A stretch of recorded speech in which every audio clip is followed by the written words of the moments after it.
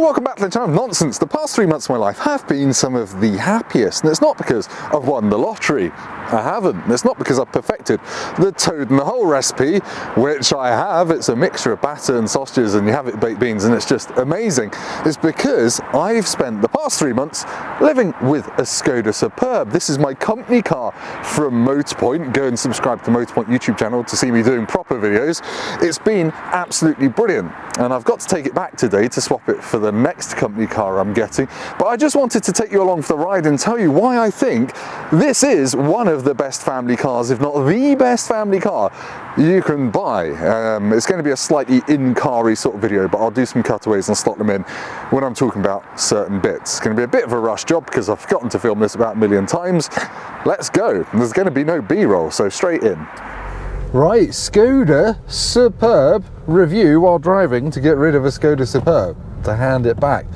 So I've had this car since the end of August, and it's now start of December, so just over 3 months, and I've done about 4,200 miles in that time, and I've always dreamed of being a Skoda Superb owner. Some people dream about being footballers, astronauts, not me.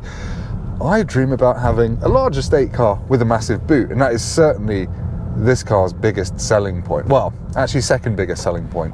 It is huge inside. It is massive. The rear legroom is like a limousine. I think the Czech Prime Minister actually does use one of these as a prime ministerial limousine. The boot space, I don't actually know what the figure is. I'm going to stick it up there, but it laughs at everything. I'll stick a little shot of some big bags in the back of this.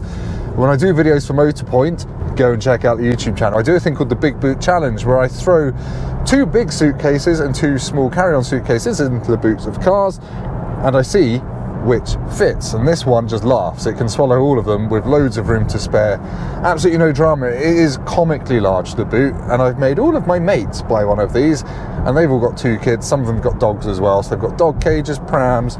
It laughs at it. It is really good. In terms of cars that give you boot space per pound spent, these are absolute bargains. This one, it had 8,000 miles on it. It's a 2020 car, and it was up for £27,000 when I got it. So yeah, bargain for the amount of space that you get.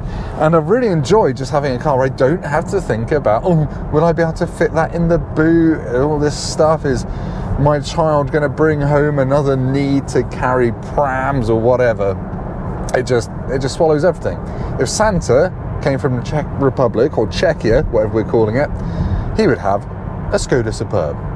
Is it superb though? Well, one thing that's really impressed me about this, and I know this is boring, but this is very relevant given we're in a cost of living crisis and the economy is going down the toilet. Fuel economy is outrageous. This is fairly boring on paper. 2-litre diesel with 150 horsepower. It's an SEL spec, if anyone cares. It gets 65 mpg if you're not even paying attention. It'll get 60 very easily. I'm currently averaging 59 on this tank of fuel. My long-term average, it says it's 48, but that's because I've had to reboot the infotainment system and it's lost my long-term average, but we'll get onto that. So yeah, really, really economical. It's got a 66-litre diesel tank, which is medium to large. It costs about 120 quid to fill up at the moment, which is obviously quite a lot of money, but that will get you almost 1,000 miles on a tank of diesel, which is ridiculous. It's a brilliant long distance car for that reason alone. And I know we're meant to be moving to petrol and everything, but I think diesel still has a place. I certainly do so many miles that I really want a diesel, and this has been absolutely superb. Better fuel economy than my previous Ford Kuga. That only got about 50 mpg, despite being less powerful than this and having a 1.5 litre engine as opposed to a 2 litre. But these things matter to me. Do a lot of miles for work, up to Peterborough, up to Derby, up to Sheffield, quite often from down here in Surrey, and this is brilliant for that. It's very comfortable as well. It's not super like Mercedes E-Class levels of comfort, but it's not far off. Obviously, it's an affordable car, reasonably, despite being Skoda's sort of flagship model. But yeah, it does let some thuds in, and the cabin isn't totally silent, but it's a lot quieter, again, than my previous car, the Ford Kuga, again, because it's not a brick-shaped SUV being forced through the air. So yeah, it's been good to live with. What it hasn't been is exciting, and as you know if you watched the channel for long enough, I'm very anti-car journalist in my outlook on cars. I'm very real world. I think car journalists talk about lots of irrelevant waffle, such as like, oh, the on-the-limit handling. The Skoda Superb is not an on-the-limit car. Obviously, it's not a car you're going to take on a track day. It's not a car you're going to go around corners enthusiastically in. It will grip and go around corners while leaning a bit. It's not fun. Don't do that to the Skoda Superb. It deserves better. Treat it with a sort of, I don't know, as if you're being a chauffeur driving someone famous around, and that's its vibe. That's what it likes. But yeah, in terms of things I don't like about it, let's get on to those, because otherwise this would be a really long video. There is one problem with this car. One problem, but it's one that crops up on almost every drive, and it does annoy me, and it's a problem I've had before. Last year I ran a Skoda Octavia VRS, the new shape one, and the infotainment in that used to crash because of a fault with the SOS button, and that ghost has followed me into the Skoda Superb, which is brilliant. So yeah, every other drive I would say it flashes up an SOS button error. I think it can be cured by a software update, but over time, once that's popped up, certain things will start happening. Weird ghosty issues, the sat-nav will start drifting, the microphone will stop working so I can't make or take phone calls, and yeah, you'll just need to reboot the infotainment system. It's annoying, it's not the worst thing in the world, and this does have wireless Apple CarPlay and Android Auto, so when bits of the infotainment system do start playing up, Apple CarPlay carries on working, but obviously I then can't use Siri because the microphone doesn't work. But anyway, that's the only thing I don't like about this car, and I'm trying to think of anything else. What else don't I like about it? Like literally nothing. It is so me for my stage of life right now. Sure, when the kids are in school, I would love to go back to having something silly. I'd like a BMW M3, that'd be fantastic. But for now, with the cost of diesel, cost of living, and the fact that I just need to do lots and lots of motorway miles, a very efficient, big, comfortable diesel estate car with wireless CarPlay is what I need. And I know I am a petrol head at heart, and I know I come across as a bit like, oh my god, that man has beige wallpaper in his downstairs toilet. Well, for a start, I don't have a downstairs toilet, but also I'm wearing a purple jumper. I'm not that boring. I just like cars that do the job that I need them to do at the moment. And sure, fine, if you don't have kids, you don't need the Skoda Superb. You won't be watching this video. You'll hopefully be watching my Bugatti Chiron video, which no one's watched still. Come on, that was the best day of my life, apart from meeting my girlfriend and having kids. Bugatti was pretty good, actually. Yeah. So yeah, other things about the Skoda Superb that I need to talk about. I'll talk about rear legroom. It's got felt-lined door bins. That's always a tick from me. It means stuff doesn't rattle around. So I've got my Ray-Bans in there for when I get a migraine or when it gets sunny. And yeah, the felt lining means I don't get that scrapey noise. The AdBlue consumption, that's a really boring thing, but we're going to talk about that. Modern diesels, most of them use a thing called AdBlue, which is basically a watered down urea thing, which you have to pour into a separate tank next to the diesel filler. Don't pour it into your fuel tank. And that's injected into the exhaust, basically take out or mitigate some of the emissions, the nastiness that burning diesel creates. In my Ford Cougar, I would have to fill up that AdBlue tank every 2.5 to 3,000 miles. And it's 30 quid for a big barrel of this.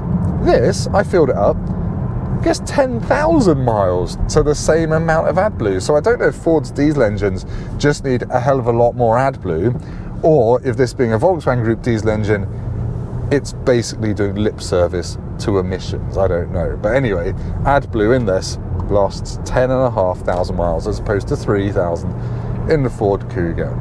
That's a really dull thing to have spoken about for 30 seconds. I apologise, you're not getting that back. But anyway, I'm actually about to get on the M25. Let's talk about refinement at motorway speeds, because a car like this does need to be quiet at motorway speeds, and hey, guess what? That is not 70, that's 80. And I'm not really having to shout, I'm raising my voice a bit just so that the GoPro audio works well. But yeah, I sit like this with my armrest up for thousands of hours, hundreds of hours probably. And it's a really comfortable car. The seats are really comfortable. It's got a 2-spoke steering wheel, so I can hold it at the very bottom like, don't know who does that, an absolute baller. And yeah, I don't have a full digital dashboard. I think facelift models, this is a facelift, was meant to have a full digital dashboard, but for some reason, possibly chip shortages, I haven't got that. I've just got a little digital screen in the middle. I thought I was meant to have a sunroof as well, but I don't have a sunroof. It's fine. Honestly, this is probably the most boring review you've watched. But if you think you might want a Skoda Superb, get one, because it is kind of life-changing in the fact that it just does everything you need really, really well. It's super practical. This one's super economical. It's kind of a delight, really. I think it looks really smart in black. It looks a bit like a hearse, but I've not washed it ever, so it's utterly filthy. So it looks a bit less hearsey now. I've got heated seats. They're really good. I mean, yeah, it's a great car, and it's one of those cars that if I had to actually buy a car of my own money with 2 kids in tow, I'd be straight out and I'd get one of these. I like the fact it gets better MPG than an SUV as well. I don't miss the SUV driving position. So yeah, thank you for watching this. If you made it this far, Jesus, you get a medal. And remember to go and subscribe to the Motorpoint YouTube channel, because I'm doing weekly car reviews, soon going to be 2 a week over on Motorpoint of all the cars we've got on Motorpoint. There's some really interesting stuff coming up as well. We've got a C63 estate in stock at the Peterborough store, which I really want to find an excuse to drive, so I might do a review of that. And I'm hiring a full-time video producer as well, so we're taking that channel to the next level next year. So please do subscribe in your droves, and you'll keep me in a job, frankly. It'll be really good. And I'm still quite sarcastic and inappropriate over there. So yeah, thank you for watching. If this has been helpful, please hit like, do subscribe to the channel. And the next video that's going to be going up is a V8 Ford Mustang, which I'm really looking forward to. Slightly different from this, but if you've made it through this, that's your treat. I shall see you next time. I'm going to Portsmouth now to collect the replacement for this car, which is this. Isn't it blue? I'm excited. I'm going French. See you next time. Goodbye.